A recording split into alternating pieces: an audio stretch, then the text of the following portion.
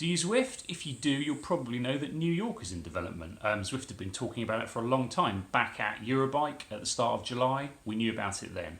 And you've probably been wondering, when is it going to be ready? And the answer to that is now. If you're watching this video, then Zwift New York is live. You can go and update your Zwift and you can go and ride it now. So you don't have to listen to me talking about it. But we've had a sneak preview. We got it the day before it was launched, and we've had a ride around already. So if you want to know our thoughts, sit down and pay attention.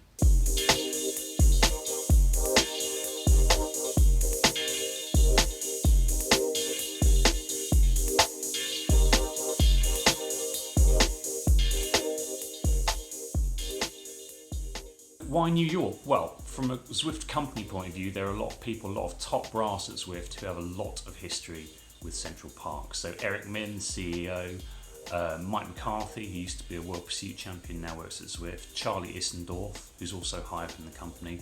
All of those guys used to race as juniors around Central Park. That's where they started their bike careers. So from their history point of view, it's a really good fit. But also, it's something that Zwift are moving forward with. So this is the first world where it's been directly designed both for runners and for cyclists. That's a big step forward for them. And also, this is not the New York and this is not the Central Park that you will recognise. Bits of it you'll recognise, other bits very different. The press release we've had says welcome to the future, and it is, it's New York of the future. So let's just have a little step in and see what it's like. When you start your lap, you'll start in the park on the tarmac, and you know, it looks like New York Central Park. You can see the city in the distance. There's lots of nice leafy trees. It's very well rendered, it's very beautiful, like we've come to expect from Zwift. And it all looks very contemporary, and it's not until you get a little bit further down the road when you start seeing things like flying taxis and hover horses, for example, that you realise that this isn't quite the Central Park that we know from today's world. So they've added stuff into it, and specifically what they've added is a load of roads in the sky. Once you leave the tarmac, you move up onto the Skyways, and the Skyways are just that, they're roads in the sky. They move up onto different levels. They're mostly contained within the boundaries of the park itself, but they go up to a height of about 135 metres, whereas the park is at a level of about 15-20 metres. So up to the KOM at the moment is a climb of about 120 metres, and there's two ways up. Obviously there's a reverse route and a normal route, and the climb for me, I mean, I was not doing it too super hard, but the climb for me was about 5 minutes either way, a little bit more, a little bit less. So that's for a kind of averagely fit third cat rider.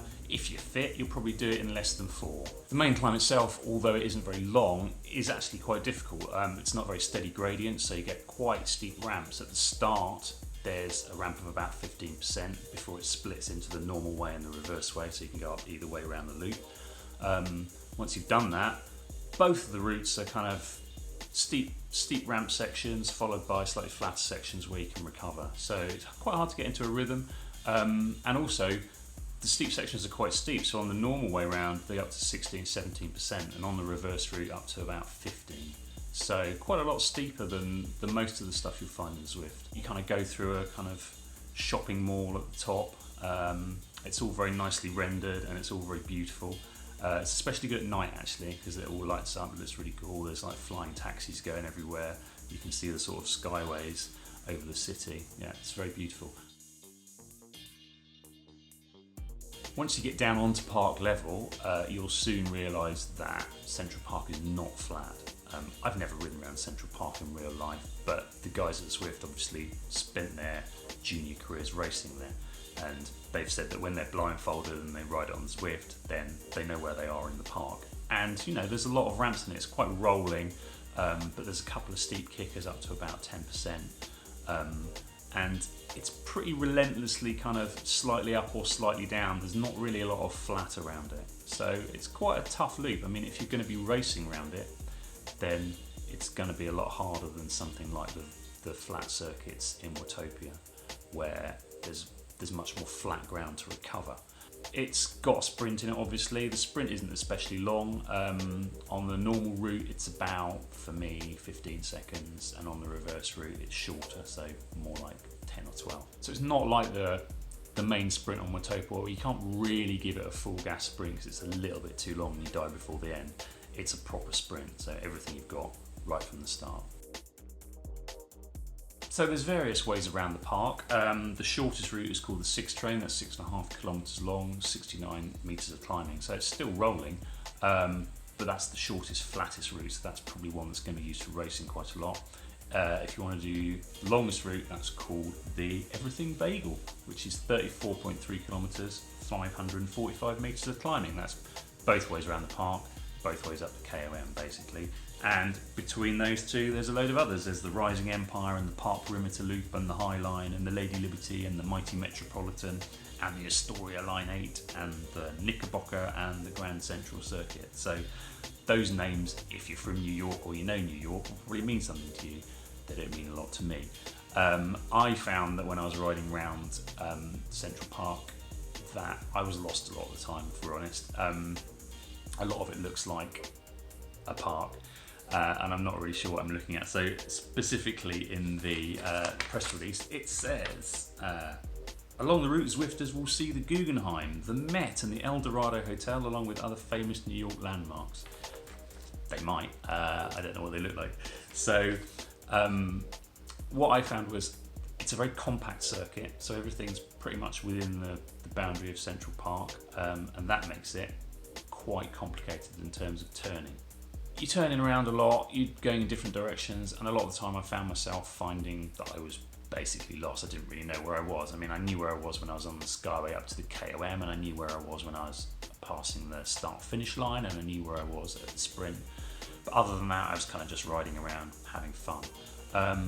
I'm sure I'd get to know it like you get to know the others, but it's a little bit more convoluted than, say, Watopia, where you're not really turning as much and there's more space, effectively. At the moment, everything's within the boundaries of Central Park, but obviously Zwift have plans to expand New York, add more stuff to it, so you will notice that when you're riding around, there's roads already there which are blocked off, and specifically as you go up the KOM on the reverse route, before you get to the top, there's a skyway that's blocked off that goes off into the city. Now obviously, the major benefit of using Skyways is that you can effectively do what you want. I mean, you're not tied to any particular road network. You can make them go anywhere. You can make them go into space if you want to. So I expect we'll be seeing a lot of development in New York in terms of extra real estate for riding on, and also I'd expect to see some bigger climbs going up amongst the buildings, maybe through the skyscrapers. We shall see, but there's obviously scope for development there, and it's obviously already been built into the New York release that we see at the moment. So we're looking out for that over the next kind of 6 months. We expect to see sort of bigger developments coming in New York, I think. So my first thoughts are basically, you know, it's a good addition to the Zwift environment. It's something a little bit different as well. So there's a lot of visual depth. We've come to expect that from Zwift, but also it's cleverly done. So when you're out in the park, underneath the trees on the tarmac, it feels quite contemporary. Then when you get up on the Skyways, obviously it's very futuristic. There's taxis flying around everywhere. The subway trains are going underneath the Skyways. There's big screens. And it looks really good. You know, it's really rich. It's a rich experience. In terms of the actual riding, it's already varied. The KOM isn't big enough for some people, I would expect, but there will be more coming. So in the next 6 months, we would expect to see some fairly major developments of New York. They've obviously built that in already, and they're obviously working on that already. So it's definitely a good thing. It's good to have another world. It's good to have somewhere else to explore, and it'll be good to see how it develops over the next year or so as Zwift put more energy into New York. So that's Zwift New York. Thanks for watching. If you've got any questions about it, or you want to tell us what you think of it, comments below for that. Don't forget to like and subscribe for more like this on road.cc. Cheers.